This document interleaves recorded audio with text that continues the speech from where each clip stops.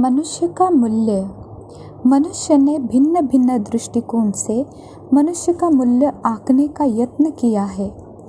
यंत्रों या साधनों इत्यादि के दृष्टिकोण से देखें तो मनुष्य के शरीर का मूल्य बहुत ही अधिक हो जाता है। उदाहरण के तौर पर आँख का ही ले लीजिए। यह एक अमूल्य फोटोग्राफिक कैमरा है। ऐसे शीशे वाला तो कोई कैमरा हो ही नहीं सकता। इसी प्रकार मस्तिष्क पर विचार कीजिए। ऐसा तो कोई कंप्यूटर नहीं बनाया जा सकता जो इतनी छोटी जगह में समा सके और स्वयं चलित हो, अपना कार्यक्रम स्वयं निश्चित करने वाला हो और इतने प्रकार के चिंतन तत्क्षण एक साथ कर सके। सोचिए तो इस कंप्यूटर का मूल्य कितना होना चाहिए।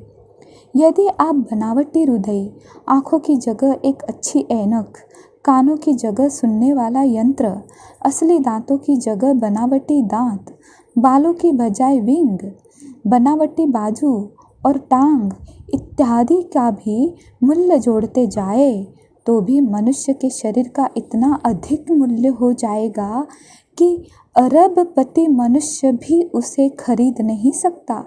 देखिए ना, एक व्यक्ति आँखों की रोशनी पाने के लिए कितना पैसा खर्च करने को तैयार हो जाता है। वह ठीक सुन सकने की योग्यता प्राप्त करने पर क्या कुछ खर्च करने को उद्यत नहीं होता। वास्तव में मूल्य किसका और कितना। ऊपर हमने बताया कि मानव शरीर के अंग ऐसे हैं कि ये बनाए नहीं जा सकते, परंतु यदि बनावटी अंगों के मूल्य को जोड़ा जाए तो वह भी एक बहुत भारी रकम हो जाती है। किंतु सोचने की बात यह है कि इनका मूल्य भी तभी तक है जब तक मनुष्य जीवित है। मर जाने पर तो वह एक ठूंठ सा ही है। यह ठीक है कि आज मरे हुए मनुष्य को भी आंखें या हृदय दूसरे मनुष्य के शरीर में आरोपित करने के काम आते हैं, परंतु वह भी तो जीवित शरीर में ही काम आते हैं। वो भी तो आरोपित होने के काम ही आते हैं। अंत गहराई से सोचा जाए तो वास्तविक मूल्य तो उस चेतन सत्ता का ही है जिसके कारण शरीर का या उसके विभिन्न अंगों का मूल्य है। उसे ही आत्मा कहते हैं। मूल्यांकन। उस चेतन आत्मा का महत्व 4 बातों पर निर्भर करता है। वे 4 बातें हैं। एक है सुझ, दूसरा है समाज, तीसरा है सत्ता, चौथा है सद्गुण या सात्विकता।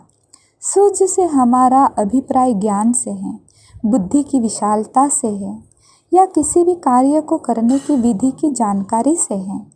जो व्यक्ति किसी विद्या का जितना बड़ा ज्ञाता, विशेषज्ञ या कलाकार हो, उसका मूल्य उतना ही बढ़ जाता है।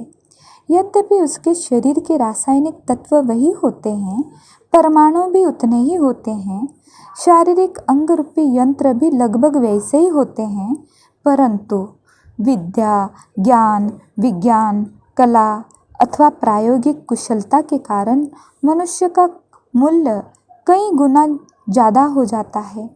फिर जो विद्या अथवा सुख के लिए जितनी जरूरी है, उस विद्या का मूल्य भी उतना ही ऊंचा होता है। अल्प बुद्धि वाले अनपढ़, अशिक्षित या अयोग्य व्यक्ति का मूल्य कम हो जाता है। जो मनुष्य अपने कर्मों, गुणों व सूझ के द्वारा समाज के लिए जितना लाभदायक है, उतना ही समाज उसको बड़ा मानता है। उसके कहने पर हजारों लोग अपनी समूची संपत्ति लगा देने को तैयार हो जाते हैं, यहाँ तक कि जान भी न्यौछावर कर देते हैं। अंत समाज के काम में कोई व्यक्ति कितना उपयोगी है, इस बात पर उसका मूल्य निर्भर करता है। यदि कोई समाज की संपत्ति की तोड़फोड़ करता है, उसकी शांति को भंग करता है अथवा उसके कानून को तोड़ता है, तब उसका मूल्य होने की बात तो छोड़ दीजिए, समाज उसे दंड देता है, यहाँ तक कि उसे मृत्यु दंड भी दे देता है। परंतु जो अधिकाधिक समाज सेवा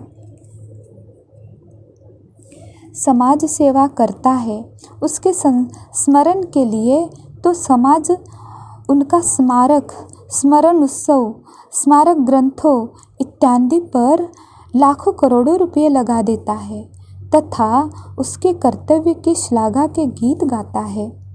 फिर सत्ता जिसके हाथ में आ जाती है उसका मूल्य भी अतुल हो जाता है। सत्ता शासन के रूप में, राजनीति सत्ता के रूप में या सैनिक सत्ता के रूप में हो सकती है। सत्ता का साथ होने से मनुष्य विशेष कार्य कर सकता है, बड़े पैमाने पर अपनी योग्यताओं के द्वारा सेवा कर सकता है अथवा समाज को एक दिशा पर चला सकता है। जितनी जिसके हाथ में सत्ता है उतना ही लोग उसे बड़ा व्यक्ति मानते हैं, उसका सम्मान करते हैं तथा उसकी आज्ञा का पालन करते हैं। परंतु उपरोक्त सभी चीज़ें टिकाऊ नहीं है, वे श्रेष्ठ या सर्वोपरि भी नहीं है। सर्वोत्तम तो सद्गुण और सात्विकता ही है। मनुष्य के सद्विचार, उसका सद्व्यवहार, उसकी सत्य प्रवृत्तियाँ ही उसकी महानता की मापदंड होती है। जो मनुष्य इस दृष्टिकोण से महान हुआ है, संसार में उतने ही अधिक समय तक उसका गायन वंदन हो रहा है और लोगों ने उसकी शिक्षाओं का पालन किया है। मनुष्य का वास्तविक मूल्य इन्हीं द्वारा निर्धारित हो सकता है, क्योंकि स्थायी सुख शांति को देने वाले तत्व यही है। अंत संक्षेप में हम यह कह सकते हैं कि जिस मनुष्य के पास जितना अधिक ईश्वरीय ज्ञान है, वह योग रूपी विज्ञान अथवा कला में जितना निपुण है, दूसरों की उसे जितनी पहचान या सूझ है और जो दूसरों की जितनी सेवा करता है, उस द्वारा समाज जितना महान अथवा सतोगुणी बना है, वह उतना ही मूल्यवान है। वह व्यक्ति उतना ही मूल्यवान है। उस मनुष्य का मूल्य नहीं आंका जा सकता। ऐसा ही मनुष्य सतयुग को लाने वाला होता है। वही सतयुग में संपूर्ण सत्ता और सुख को प्राप्त करता है और सौंदर्य तथा स्वास्थ्य भी प्राप्त कर लेता है। अंत इन तथ्यों को ध्यान में रखते हुए अब हमें ईश्वरीय ज्ञान रूपी सूझ प्राप्त करनी चाहिए, योग रूपी कला सीखनी चाहिए, सद्गुणों को धारण करना चाहिए तथा इन द्वारा समाज की सेवा करनी चाहिए। तभी हम सतयुग में राज्य, सत्ता, स्वास्थ्य, सुख और साधनों से संपन्न दैवी जीवन प्राप्त कर सकेंगे। अच्छा, ओम शांति।